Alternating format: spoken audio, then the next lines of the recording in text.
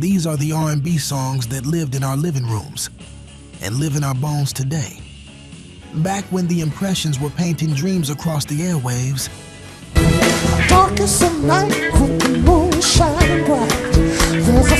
and when Sam Cooke gave us hope we're still holding on to. Why must you do those things that you... But before we dive in, let us know in the comments what your favorite track was that year, number 10. It's Alright by the Impressions. It's alright, whoa, it's alright. Released in 1963. This song arrived at a time when soul music was stepping onto a national stage, bringing with it the warmth and quiet power of gospel-rooted harmony. Read after me, say it's alright, it's alright. The Impressions, led by the velvet smooth voice of Curtis Mayfield, were still early in their rise, but this track made listeners feel seen, comforted, understood. Recorded at Chicago's legendary OK Records, the atmosphere in the room was said to be relaxed, almost prayerful. If you go, and surely something's gonna come to you and say. Mayfield didn't need to shout, he just assured. And in a decade where the world felt like it was changing faster than anyone could hold on to, that reminder, it's alright, have a good time, was more than a lyric. It was a lifeline. Picture it, summertime, windows open, cicadas buzzing outside. And give yourself a chance, The neighborhood block party is winding down, street lights flickering on, and someone's portable record player is spinning this exact tune.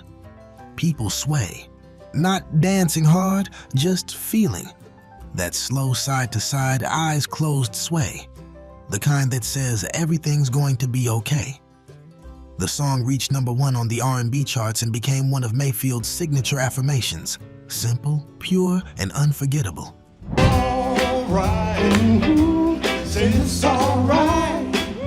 And if you grew up in the 60s, this isn't just a song. You remember how it made life feel softer for 3 minutes. If that one brought the comfort, this next one brings the heat. Number 9, Tell It Like It Is by Aaron Neville. Tell it like it is. Released in late 1966 on the Tiny Parlo Records label, this one came from deep down in New Orleans, a city where soul didn't just play, it breathed in the night air.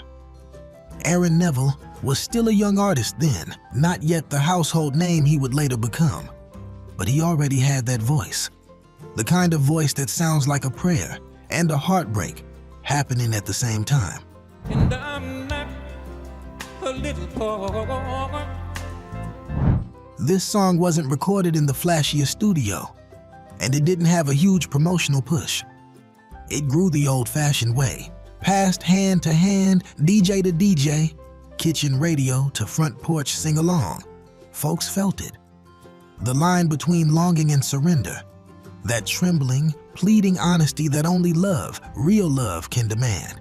I believe you love me, forget your foolish. You can almost see it now, slow dancing in a dimly lit gymnasium, someone's cologne still in the air. The record spinning slightly off center, but nobody caring. Just swaying, holding on, maybe holding on too tight. The song climbed to number 1 on the R&B chart and stayed there for weeks, carving Aaron Neville's name into the soul history books. And to those who grew up in the 60s, this isn't just a ballad.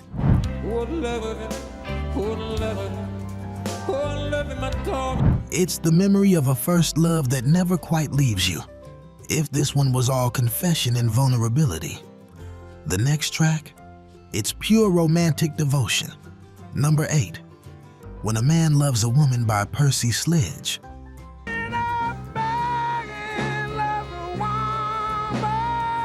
Released in 1966, this song didn't just climb the charts, it carved its place directly into the heart of American soul.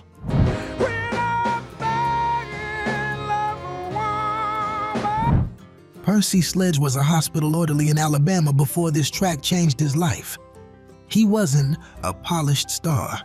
He was a man who had loved hard, lost deeply, and walked into a studio with his heart already cracked open. And you can hear it. Every note feels like he's reliving something he never quite got over.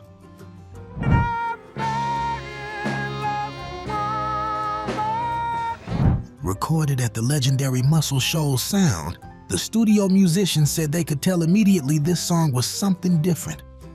The kind of performance where the room gets quiet and everyone knows to stay out of the way. Percy didn't need vocal tricks. His voice had the kind of raw honesty that can't be taught. Imagine hearing this come across the radio at night. Bedroom dark, streetlight glow slipping through the curtains.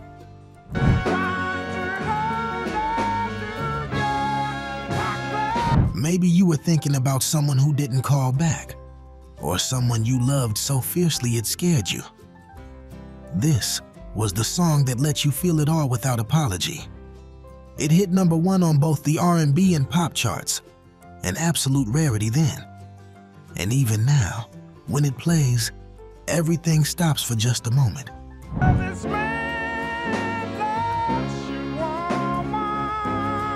Because if you grew up in the 60s, you remember the first love that made this song make sense.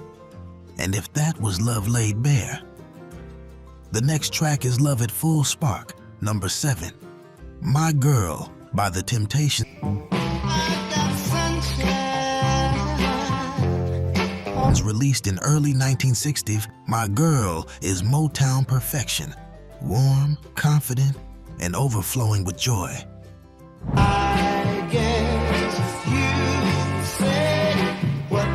The Temptations were just beginning to define their sound when Smokey Robinson stepped in with this song, tailored specifically for David Ruffin's rich, tender vocal tone. Ruffin wasn't the usual lead at the time, but once he sang those opening lines, everyone in the studio knew. They had lightning.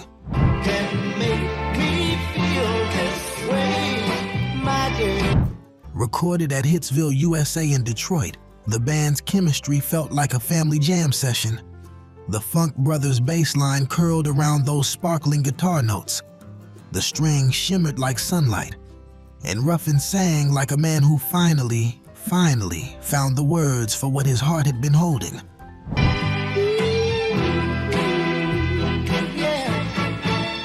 This is the soundtrack of young love, the kind of love that felt pure, hopeful, and brand new. Picture a high school dance, polished shoes, pastel dresses, hands held just a little too tightly, smiles that couldn't be hidden.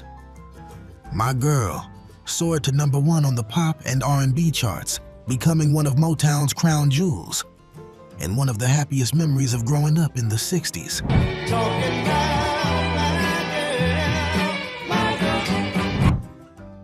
If this one was joy catching flight, the next track is joy wrapped in velvet and slow dancing lights. #6, Stand By Me by Benny King. Stand by and darling, darling. Released in 1961, this song came from a moment of quiet inspiration. Benny Huss King had originally written it for the Drifters, but when they passed on it, fate had another idea. He stepped into the studio himself and laid down one of the most enduring soul recordings of the century. Be afraid, oh I won't be afraid. The song draws its bones from an old gospel hymn, blending reassurance and devotion into something both intimate and universal. Recorded in New York with the city's finest session players, the atmosphere was calm, almost reverent. That iconic bass line, it's like a heartbeat, steady, patient, sure. And King's voice invites you in, wrapping its arm around your shoulders the way an old friend does when the world feels heavy. Just as long as you stand by. This was the slow dance of church basements, living rooms, and summertime porches. It was the song you hummed without realizing, the one that made you believe love could hold you up. Stand By Me didn't just top the R&B charts. It became a generational promise. And if you grew up in the 60s, it's not just familiar, it's home. If these memories are stirring something in your heart, go ahead and give this video a like.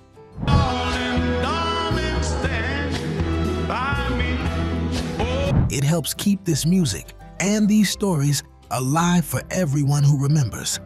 And stay with me. We've still got 5 more soul treasures to uncover.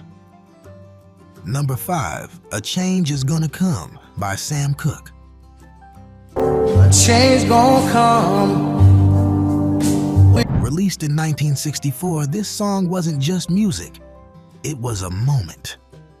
Sam Cooke, already known for his silky voice and effortless charm, stepped into something deeper here. A long time coming, but I know. He wrote it after facing racial discrimination on the road, after long nights of reflection, and after hearing the tremors of the civil rights movement calling for something more. It came from a personal ache and a national wound. Recorded with sweeping strings and a haunting, slow-building arrangement, the studio atmosphere was reverent. Musicians remembered how still the room became when Sam sang, as if everyone knew they were witnessing something sacred.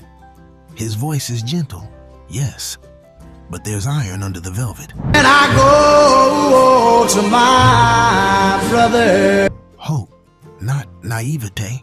Strength, not softness.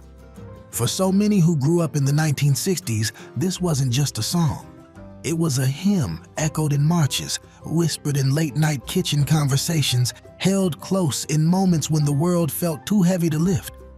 And when those opening lines play even now, it's like being transported back to a crossroads.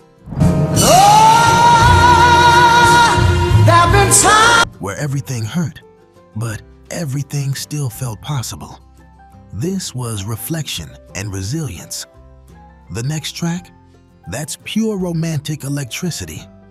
Number 4, Chain of Fools by Aretha Franklin.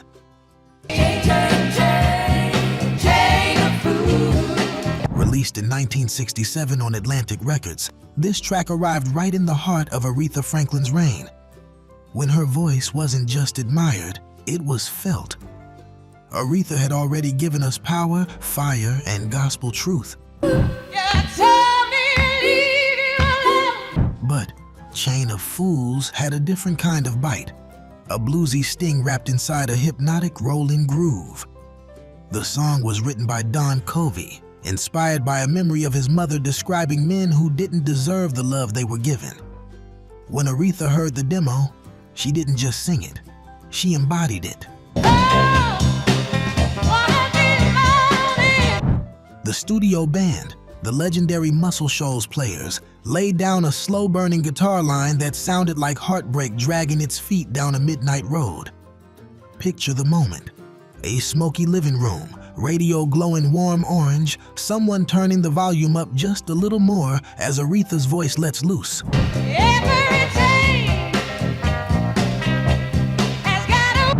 Not shouting, commanding, not begging, declaring the truth for everyone who ever loved too hard. The track shot to number 1 on the R&B charts and won Aretha a Grammy. But more importantly, it became the sound of knowing your worth.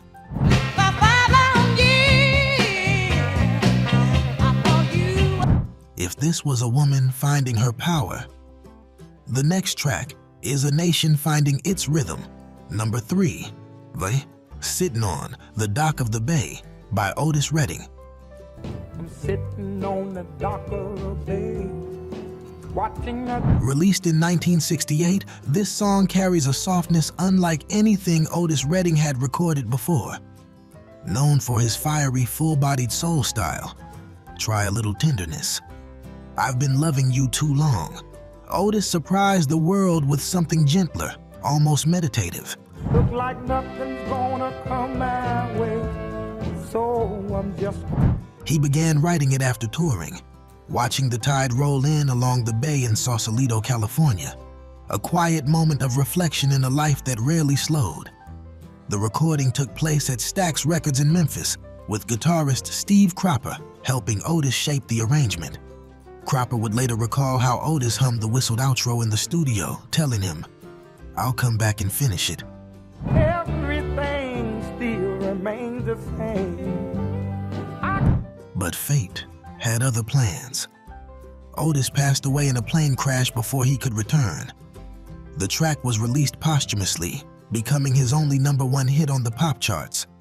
Listening to it feels like stepping into a still morning, sun just rising, the world barely awake, a rare moment of quiet clarity. It's a song that makes you breathe slower, remember what you've lost, and hold close what remains. Watching the tide roll away. For those who grew up in the 60s, this song is a memory of change, of growing older, of learning that life always shifts like the tide. If this was reflection and stillness, the next song is pure golden warmth. #2, You Make Me Feel Like a Natural Woman by Aretha Franklin.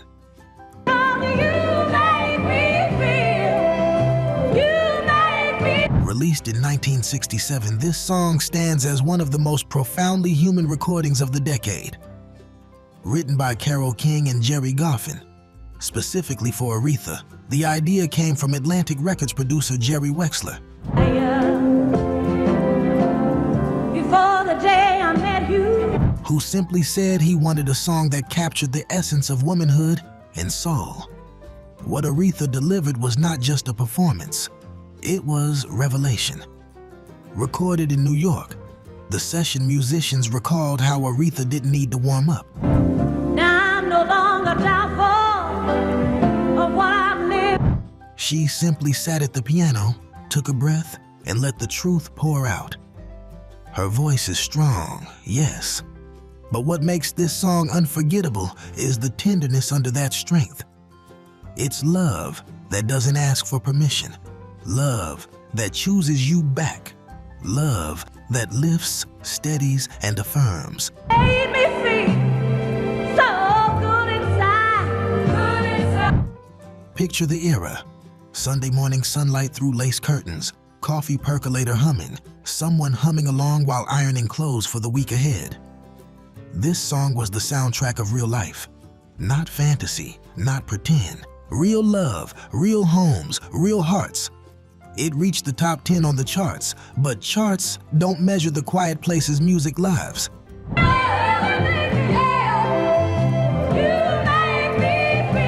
For those who grew up in the 60s, this isn't just a song, it's a memory of being mean. And if that opened the heart, our #1 song is the one that never left. #1, What's Going On by Marvin Gaye. What's going on? Wanna know what's going on? Released in 1971, just outside the 60s, yes, but born from its final heartbeat.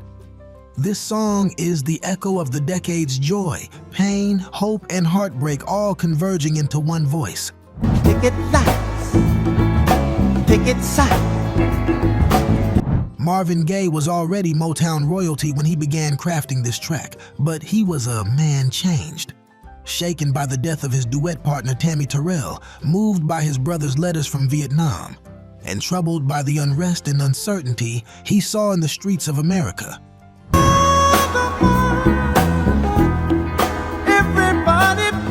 Motown initially resisted the song, calling it too political, too reflective, too heavy. But Marvin insisted, and when he stepped into the studio, he didn't just record this song. He released something. The layered vocals, the gentle congas, the saxophone like a sigh at the end of a long day. Everything worked like a conversation with the soul. What you know good.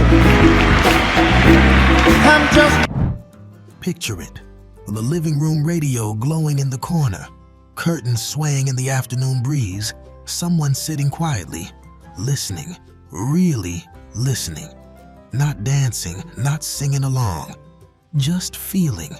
This was a song that didn't tell you how to think. It made you remember how to care. It reached #1 on the R&B charts and reshaped the direction of soul music forever. what else is new, my friend? It is the moment R&B grew even deeper into reflection, compassion, and truth. And if you grew up in the 1960s, this wasn't just a song, it was the sound of growing up. From Chicago harmonies to Detroit joy, from Memphis grit to New Orleans tenderness, these were more than songs. They were chapters of our lives, the soundtrack of front porch summers, polished dance floors, and quiet late-night dreams. Thank you for taking this stroll through the soul with me. If these songs brought back memories, go ahead and subscribe to keep the groove alive. Up next, 10 underrated R&B soul bands from the 1960s. Click it. Let's keep the rhythm rolling.